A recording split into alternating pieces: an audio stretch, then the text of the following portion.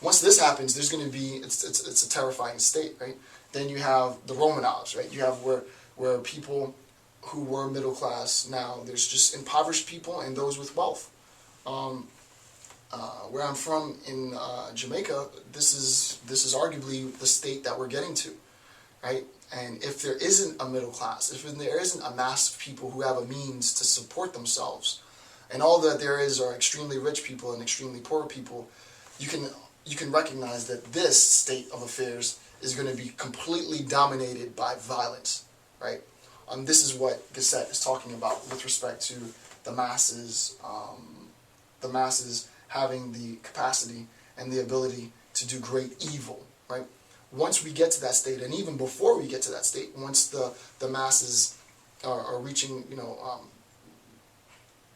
near fatal levels, where there aren't and there really isn't a substantial middle class, violence is going to erupt. There's going to be a lot of violence. So people say, oh, well, they say if we go into a recession that the system would collapse and violence would break out, and that's not true. It is absolutely true.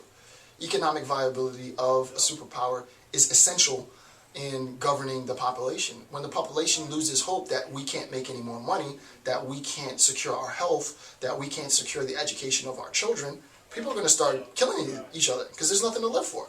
So might as well start killing. And this is a power that we all have. I have that power. You have that power. We all have that power.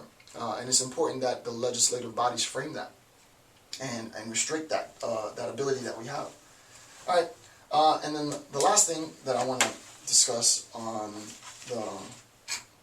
one of the final pages, he says, and this is not what he says, my notes tell me to remember to say, the desire of the masses drives the average level of existence higher and higher, right? So that makes sense. You understand that now, right?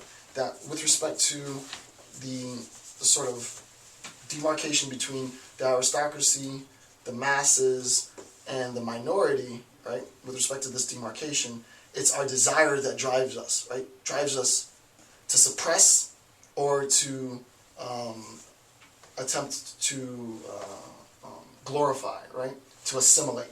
So we want to suppress the minorities while assimilating with those in power. I want to be more like Paris Hilton and less like that young gangbanger on the street, right? That's the idea. And the problem is that we are a little bit of both, right? We have violence as a capacity within us as a mass, and we also have the ability to channel our ideas and our hopes and our dreams, commodify those hopes and those dreams into a product and make money from it, right? We have that ability as well.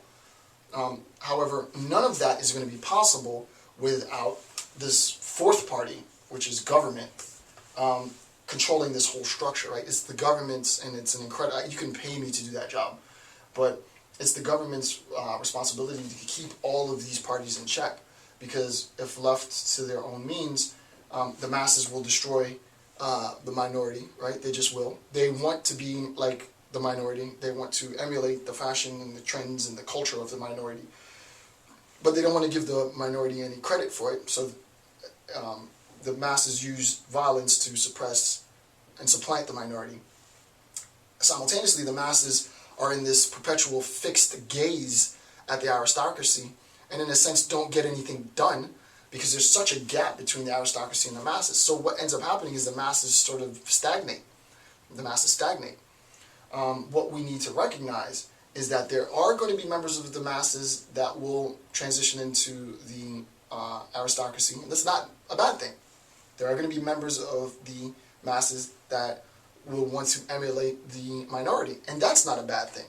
So that this isn't inherently bad, but when the focus of the masses becomes the imposition of its will on the minority status, you have mass violence.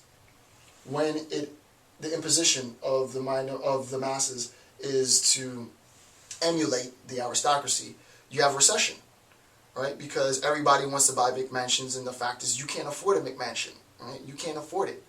People who actually have money don't go out and pay mortgages, right? They buy their homes in cash, right? And if you put down, $100,000 and I'm paying $10,000 a month, and your income is high, let's say you make something like $9,000, $10,000 a month, all of your money is going towards your home, right? So you're bleeding, you're hemorrhaging, and what we need to do is we need to stop the hemorrhaging. So that concludes my analysis of Chapter 2 of Jose Ortega y Gasset's Revolt of the Masses. What we've recognized in my discussion of Chapter 2 is that the masses are a fickle group, right? The masses can be easily led. They're easily influenced. The masses are easily directed. The masses are easily brought to anger, and that anger can manifest in mass anger, mass violence, mass executions, mass power struggles.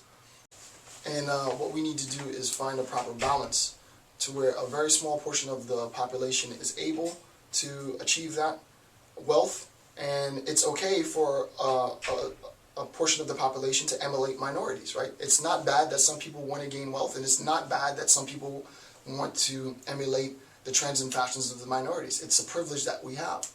And once we recognize that, I think it'll be a better state of affairs. So with this chapter so far, it's been for me, it's been very, very interesting. I'm entirely interested in what Gasset has to say. And in the next video, I will continue the analysis on Chapter 3, continue the discussion. Until then, I'm Dr. Jason J. Campbell. I appreciate you taking the time to watch this video. Thank you. Have a good day.